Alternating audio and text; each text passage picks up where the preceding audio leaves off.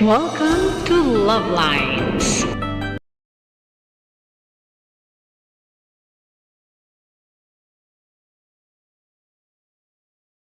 Good morning Philippines and hello world. Araw na linggo kaya takasimba tayo. Maumbon na umaga. Fifth Sunday in ordinary time. OTU for the day. Mahangin o, nililipad ang buhok ko. Ang TV ko eh. The usual. Yung aking pang-ulan na sapatos, yung aking body bag na pagsimba, ang aking mahiwagang accessories, diba? Pang ano to eh, pang simba ko tong Borloloy titanium ring. Oops. Mahangin talaga oh.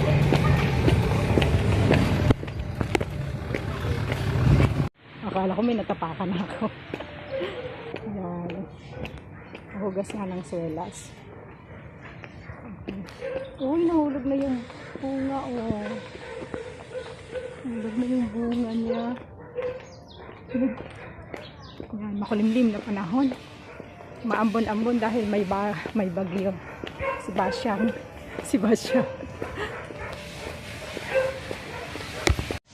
Kala ko nag-start na yung misa.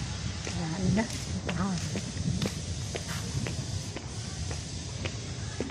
Dito ako sa sidaan.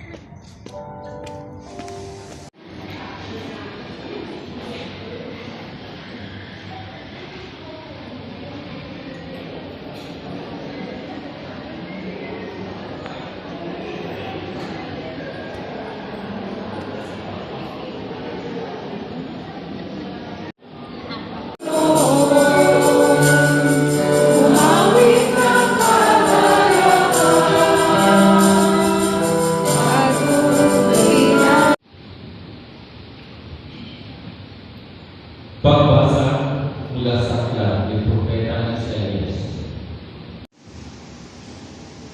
Pagbasa mula sa unang sulat ni Apostol San Pablo sa mga taga-Korinto. Pero yun parang sinusumpa ang sin kasi nagkaroon ng invitation tapos tinanggal ng mga yung bato natin na dahil sa bato ay sinusumpa natin yan. Kasalanan po yan. Pag-ibig po kasi natin yan eh.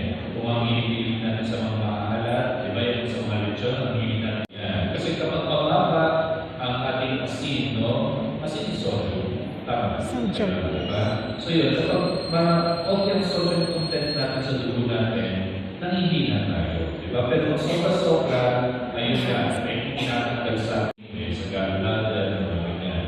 At yun, matapos na kayo pag wala na kayong bayad. Ano yung bayad? May takto, kasi yun yung tutunaw ng trabaho, so yan. So wala na yun. So, sa ganun din sa kainan, kapag nasa restaurant kayo, mas lalo sa mga Chinese, kapag malapit yung condiments sa isang tao, ibig sabihin, siya yung VIP ng sa kainan ngayon. So, kung nasa kanya lahat, pati. Yung sweldo natin, di ba, ano sa English ng sweldo? Salary. From the word Latin, sal, ay asin. At ang pambayad ko noon sa mga pakupa, sa mga naghahanap buhay, sa mga obrero, ay asin.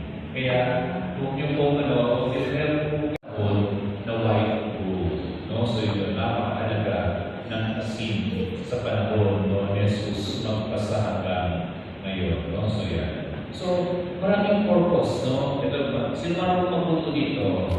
Tasa is preservation ng tatawag ito ng mga pagkain natin. So yun, alam na natin yan. So, paglasa, yung mga ganyan. So, pero sa paggawa, sa paglalasa ng ating mga pagkain, gamot lang, pinch lamang, so yun, so mas masakit pa ngayon kung hindi nyo kaysa doon sa kurot ng paglagay doon ng asin. So, hindi sobra-sobra. Pero ngayon, kung makapaglagay ng magic sa pagluluto, so kailangan tamang-tama lang. So, yun. So, yun, kaya sira agad yung aking alam niyo po sa amin sa pangalawa, preservation ng pagkain. Noong unang panahon wala ang ref, di ba? So, ang ginagawa, dinadaing, sarap kumain, dinadaing po ang makulubulog na yun. Tapos ginagawang kaka, di ba? Yung mga kabayo, kalabaw, mga baka, yung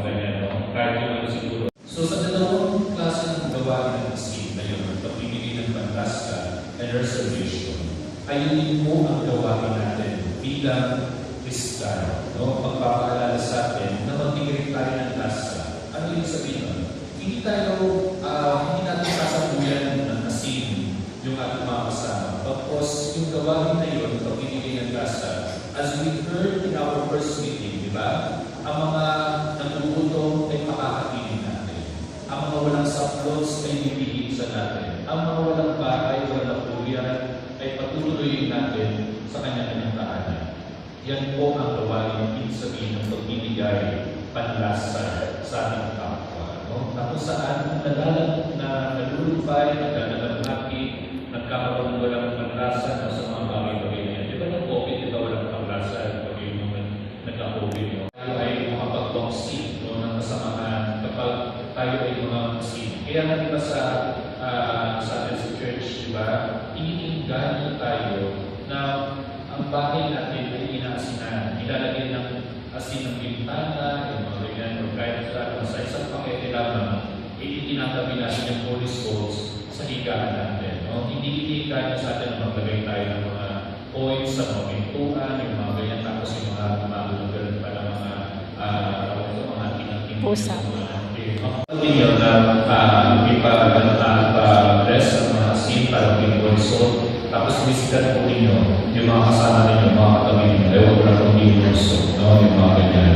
So then, yun yung purpose nila. So matanggal ang hiling sa puso ng ating kapwa kapag tayo ay naging asin, no, ng sanlibutan. At the same time, preservation, no? Mapanatili natin yung ating pagiging Kristiyano. No? So kaya ang holy water, kung napapansin ninyo pag Sabado de Gloria, no? So, kaya pansin po ninyo, maging focus po kayo sa mga liturgy natin, no? Ilalagay po yan ng asin ng ating pare, no? Ng ating bispo, no? Kapag ito ay binibes, no? Para walang itikiti, no? Yun. Oo, walang itikiti. Kapag yun, pag meron yung asin, no? So, yun po. Kaya, yung sa tubig ninyo ilumin, konting asin lang po, para hindi siya pamahaya. Kasi di ba ang mga mosquito, ang mga lamok, na mamatis natin, no? Maging preservation tayo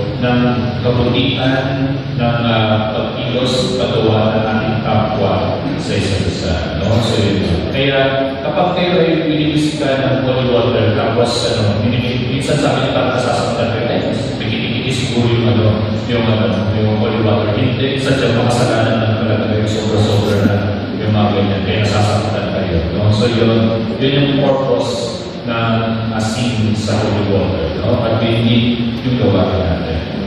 Pangalawa, na sinambit ni Jesus, maging liwanag ng sanlibutan. So, light of the world. No? So, yun, luces and pace, no? Peace, no? At the same time, ay liwanag. So, kaya natin tinanggap ang liwanag ni Kristo? Kailan tinanggap natin ang liwanag ni Kristo? So, rin ng pinya, diba? Kasi hindi natin alam, excuse tayo dyan, diba? Siyempre.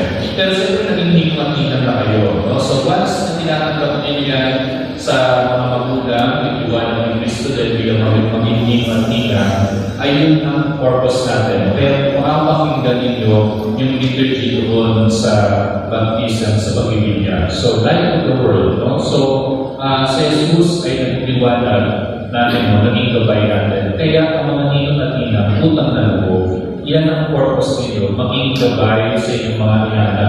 At tayo rin bilang mga liwanag ng Kristo, ay maging gabay tayo sa landasin natin sa pabalik sa kaharian ng Diyos.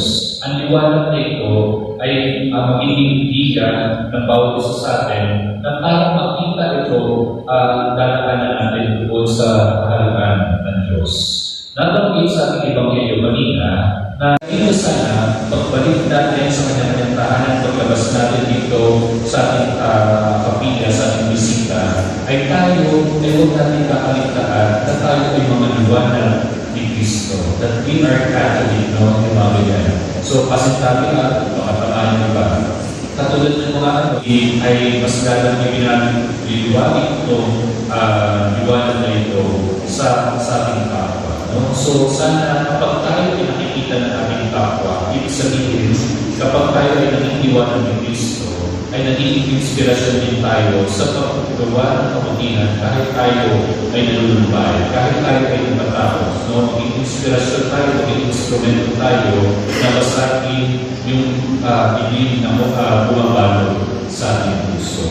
Yan ang gawain ng isang liwanag at hindi mas lalo na ng pagiging asin na makikita natin sa ating Panginoon Kristo. Na kung saan ay naging ehemplo sa atin ang ating Panginoon Kristo.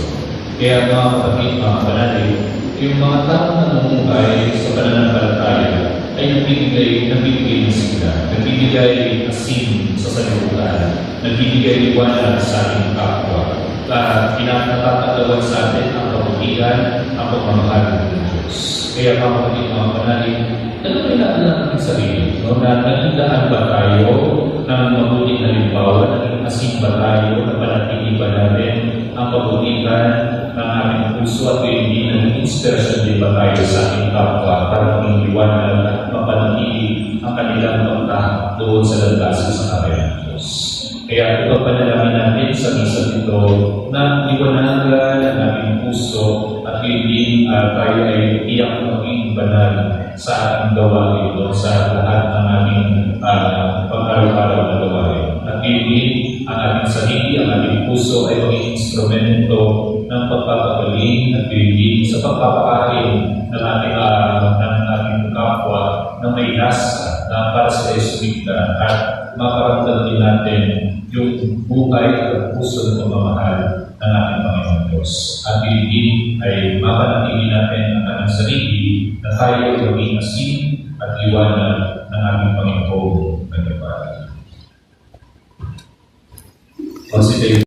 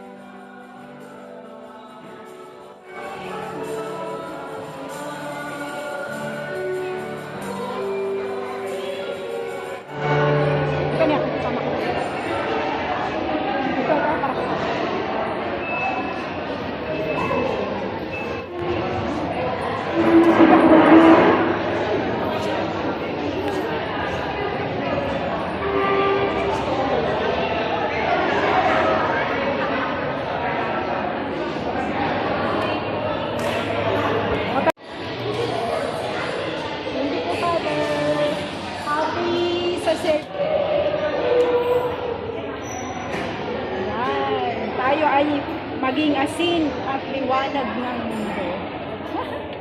Ganda ng words. Words for the day. Okay, yung reading ngayon, yung una sa first reading, yung pagiging mawain sa kanya. Tapos, yun nga, tayo daw ay maging asin.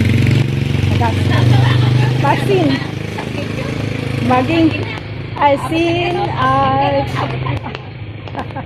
hindi kami nakapicture ni Naerna. Yung word for the day natin, yung salt and light. Maging asin. Yung pala yung halaga ng asin First, pampalasa. Tapos, preservation, pang-preserve. Tapos tayo ay maging liwanag, maging ilaw. Sa mga nadidiliman, maging guide. Maging asin. Pareho lang na purpose Yung asin, pag parang sinabi nilang matamlay. Maging sigla ka ng kapwa mo, parang gano'n. Walang kalasa-lasa, matabang. So, maging asin ka. Bigyan mo ng sigla ang iyong kapwa dahil sa iyong pananalig. Ikaw maging inspirasyon sa iba. So, inspirasyon, maging panimpla. Tapos, parang gano'n. Yun yung liwanag din, maging guide na mapunta sa mabuti yung kapwa mo. sa pamagitan ng iyong pagiging sample bilang Kristiyano. Okay. Walang ilaw na itinatago dun sa ilalim ng takalan. Tama. Sa akin yung picture ano. Opo. Alright. So, ganon. Ang purpose natin. Just live with your faith. Kung pananalig natin mga Kristiyano, ng kabutihan, ng faith, hope, and love. Yan. Share at makita sa ating pamumuhay at maramdaman ng ating mga minamahal na kapwa. Okay, so that's all for now. Have a good day and God bless. And don't forget, God loves you, God's beautiful creation. I'll see you in the next. Shout out po muna pala sa aking Super Love Stars. God bless you all. Super Love Sir Lucci and Retro. Okay. Maraming salamat sa aking subscribers and viewers and super senders also. God bless you all. Once again, this is Love Lines. Have a good day and God bless. Don't forget, God loves you. You're God's beautiful creation. Stay hydrated. Don't forget to pray because it really works. Uy, ang daming doggy. Teka lang. Party time ba mga doggy? Ooh, hello doggy. Uy. Oh. Daming aso. Apat lang pala sila, apat. So that's all for now. Thank you so much for watching. Once again, this is Love Lines. Have a good day and God bless.